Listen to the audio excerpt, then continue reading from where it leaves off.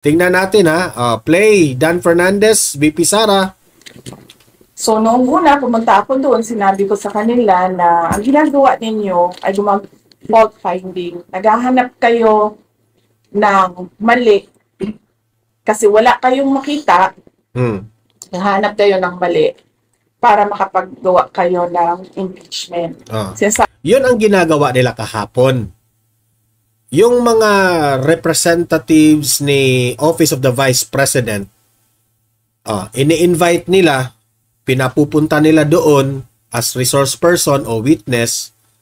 Pagkatapos, wala naman silang makitang mali o kabalastugan na ginawa ng opisina ng Vice Presidente. Tanong lang sila ng tanong, isa pa itong si Garin eh. Tanong sila ng tanong kung ano lang ang masasabi nila, pilit nilang i-question lahat-lahat na at sasabihin na merong anomalya. Di ba? It's so unfair. Tama, sinabi ni VP Sara. Sabi nila, siya lang naman nagsasabi ng impeachment, hindi mo kami nagsasabi. Hindi. As early as November last year, nag-announce na si Franz Castro, nagsabi na siya na we are hindi naman siguro tanga si Vice President Inday Sara Duterte na hindi siya makakalap ng impormasyon na gusto siyang ipa-impeach. Diba? Yan naman talaga sa simulat sa poll ang utos ng inyong Panginoon dyan. Panginoong buaya na Panginoon. Na gustong ipa-impeach itong si VP Sara kasi takot na ibulgar ni VP Sara ang mga kabalastugan nyo dyan. Tapos takot pa kayo na mananalo ito sa 2028 election. Kaya itong mga tuwadcom na ito, ang mga layunin nila siraan talaga ang opisina ng Vice Presidente. Huwag na tayong magbulahan dyan, Dan Fernandez. Talking about impeachment. Ang problema sa kanila kasi wala talaga silang evidence of wrongdoing. Akusa sila ng akusa sa Vice Presidente, wala naman kayong ebidensya. Yan ang hirap sa inyo. That is why pinipilit talaga nila na maghanap ng katiwalian, kumbaga, dyan sa mga hearings nila na hanggang ngayon, hindi pa rin nila nakukuha. Sinisira lang nila ng sinisira yung institution, yung integrity ng dignity ng institution ng Office of the Vice President, and of course, yung mga pangalan ng mga ordinary employees. Doon masakit ang loob ko kasi mga ordinary employees lang ito sila. I mean, sa akin, wala namang problema na sirain niyo ang pangalan ko. Kasi nung pumasok ako sa politika, expected naman na talaga yun na, diba? Sa politika, siraan talaga yun. Sirain mo ang kalaban mo para magmukha kang malinis, magmukha kang mabait. Ganun lang. Ganyan ka, Dan Fernandez. Usual na strategy ng mga politicians. So, walang problema sa akin. Ang problema ko, at yun yung kinakasama talaga ng loob ko, ay nadadama yung mga tao na wala namang ginawa, kundi nagtrabaho lang doon sa Office of the Vice President. Ganyan kayo kakapal ng mukha dyan sa tuwadcom. Wala kayong pili eh. Yung mga ordinaryong taong nagtatrabaho, ginigipit ninyo dahil sa pamumulitika ninyo. So, yes, it's politically motivated, ma'am. Ayan, nag-advertisement pa.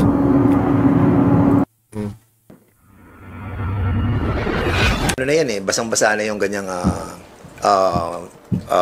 justification.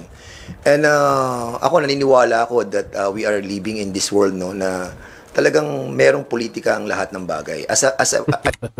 Merong politika ang lahat ng bagay. Meaning to say, para mo nang inamin na lahat ng ginagawa nyo dyan sa tuwadcom is pamumulitika. Galing yan mismo sa bibig mo ikaw, Dan Fernandez. I always saying that yung dito sa gobyerno, there will always be politics Hindi naman pwedeng walang politika And even in the different field, natin, maraming politika. Even sa media, meron tayong politics involved, di ba? Kaya yung politically motivated, I think we need to change the narrative na change the narrative. Sa simula't sapul, kayo yung nagsimula ng pamumulitika. Bakit hindi mo yan sabihin kay Tambaluslos, Dan Fernandez? Politically motivated to. Alam na natin yan kasi nasa government tayo eh. And we are elected people and we are all politicians. Kaya ang tingin ko... ang mali lang ninyo, akala kasi ninyo, ang tinatakbuhan ninyo nasyonal. Si VP Sara nasyonal yan eh. Kayo, congressman lang kayo. Nagfi-feeling bright kayo eh. Nagfi-feeling sikat kayo. Yan ang kaibahan ni VP Sara at sa inyong mga kongresista dyan. Yung sinasabi na politically motivated, granted na po yan. Kasama na po sa equation yan. So, I hope that we will be stopped using the word politically motivated. Kahit ano pang sabihin mo dyan, Dan Fernandez, sa dami-daming problema ng bansang Pilipinas, yan talaga ang inuuna ninyo? Ang confidential funds ni VP Sara? Kung hindi pamumulitika yan, bakit hindi nyo imbestigahan yung flood control projects? Diba? Galing pa sa bibig mo ha? Hiyang-hiya naman kami sa inyo, Dan Fernandez, na sabihin mong set aside mo na yung pamumulitika. Kapal ng mukha mo eh. Yung mga sinasabi mo, hindi mo ginagawa sa totoo lang. Actually, yung Blue Ribbon Committee, gusto lang makita kung ano yung totoo at yung katotohanan kung paano ginasta ng opisina ng Vice President, ng Office of the Vice President, yung kanyang confidential fund, at saka kung Tama yan. Nag-investigate kayo kasi gusto nyo lang malaman ang katotohanan. Sige, kung kayo po ay para sa katotohanan, sige nga, investigahan nyo rin ang flood control projects. Kasi ang taong bayan na po mismo ang nagrereklamo dito sa flood control projects na ipinagmayabang nitong bangag na presidente ninyo. Tapos walang nangyari. Yang 125 million pesos na confidential funds ni VP Sara compared to the flood control projects na di umano nakagasta ng halos 400 billion. Kung i-divide mo yung 125 million sa 400 billion, ang layo.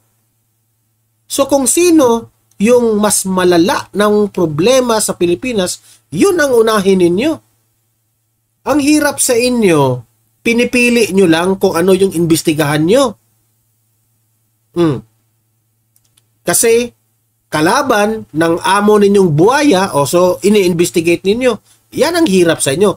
Kahit mag-deny pa kayo ng mag-deny na pamumulitika yan, very obvious sa inyong mga galawan. Wag kami. Kasi ang taong bayan po nakakahalata po sa inyong mga kabalastugan. paano ginastos ng Department of Education sa pangunguna ni VP Sara yung kanyang confidential fund din. At sa totoo lang, nalulungkot ang committee dahil kung sino yung mga taong involved, katulad nila Acosta at saka yung kanyang chief of staff, hindi pinapapunta ni Vice. Hindi naman siguro sinadya na hindi pinapapunta. Sinabi na nga ni VP Sara, nagkataon lang na meron silang activity, merong event, yung sinasabi nilang anniversary, yung kung anong event yun. Nakailang hearing na ba kayo? Bakit hanggang ngayon naghi-hearing pa rin kayo? Baka nakalimutan nyo na itong mga taong, mga resource person, na mga witnesses na in-invite nyo dyan sa kamera, may mga trabaho po ito. Hindi lang hearing ang kanilang buhay, laging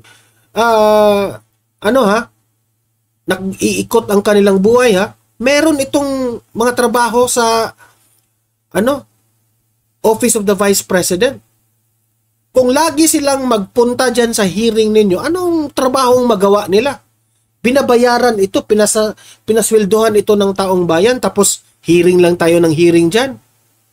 Hindi na nga kayo nahiya sa mga ginagawa ninyo. Ha? Nakaabala na po kayo ng mga trabaho ng mga witnesses at mga resource person. Tapos sasabihin nyo, sinadya na hindi pumunta. Anong sinadya?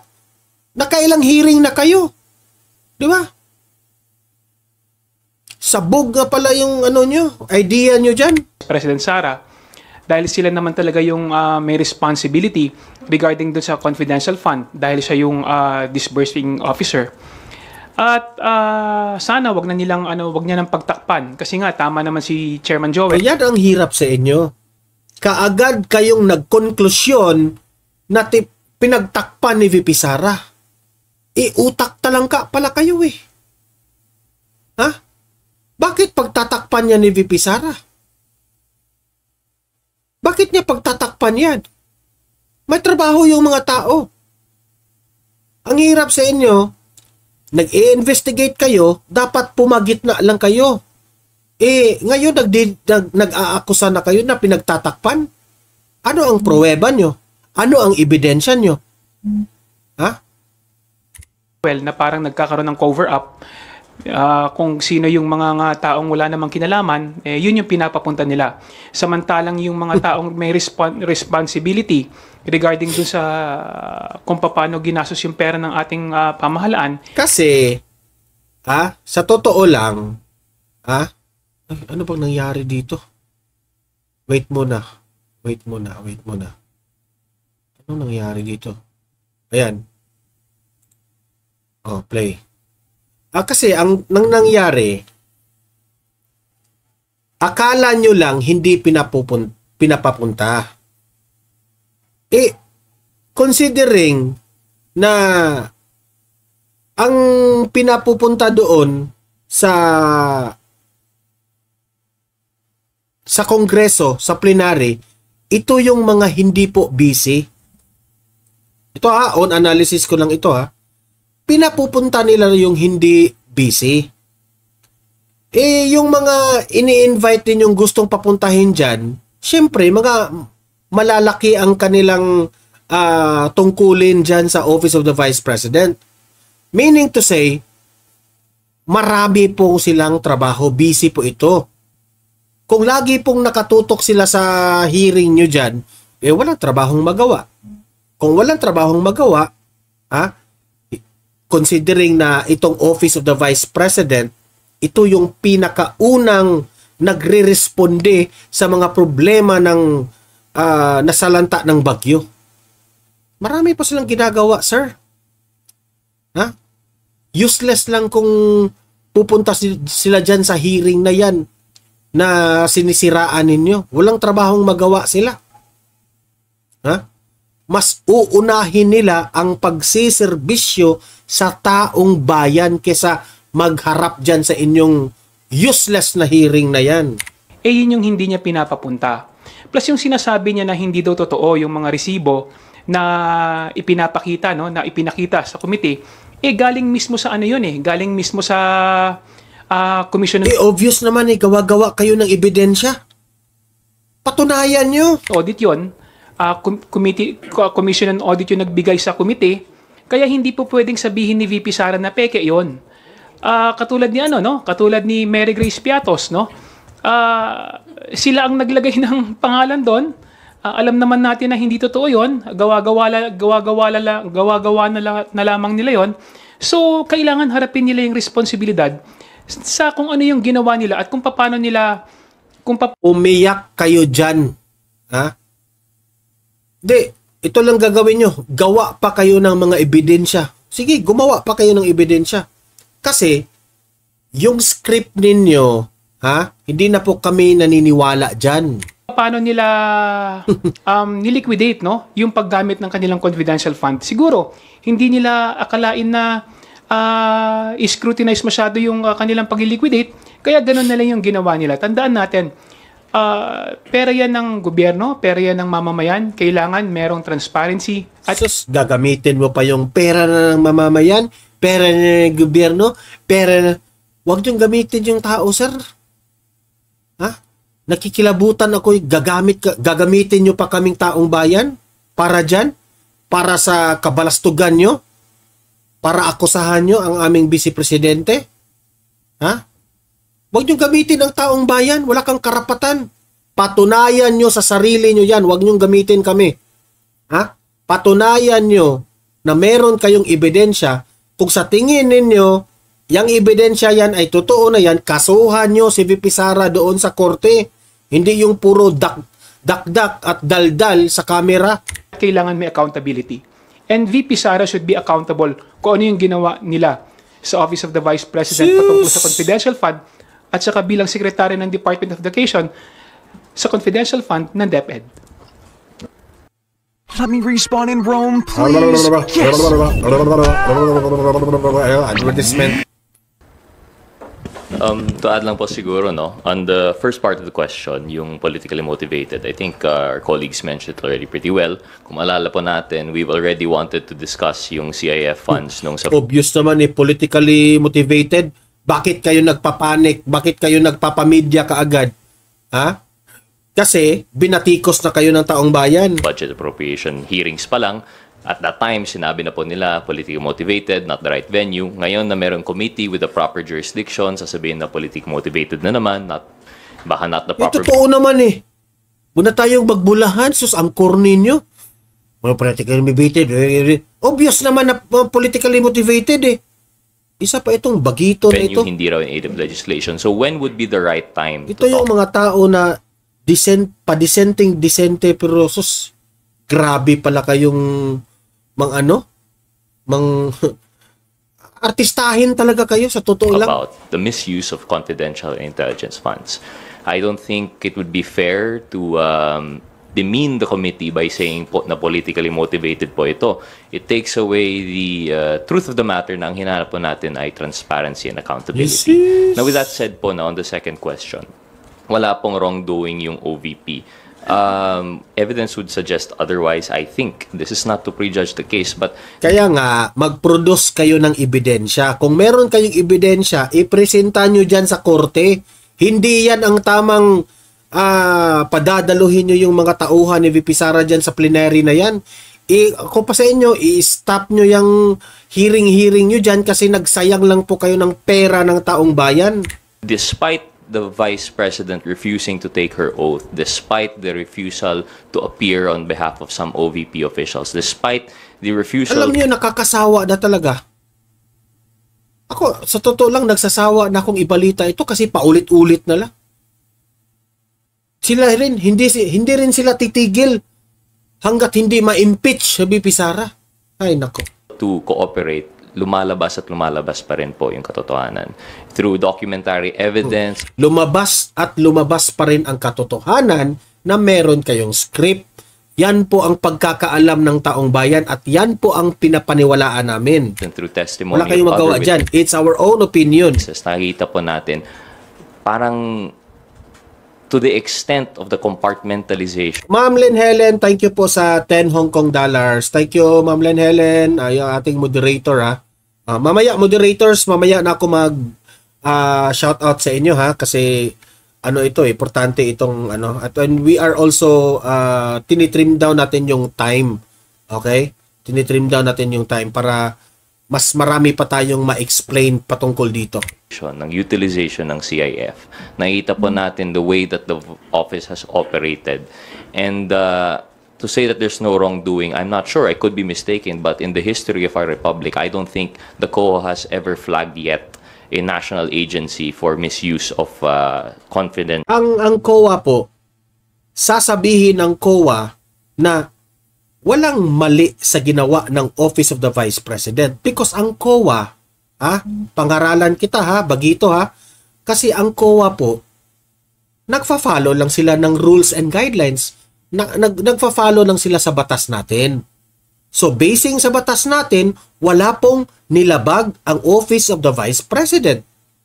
Pero sa batas nyo dyan, sa TUWADCOM, sa mata ninyo, mali si VP Sara.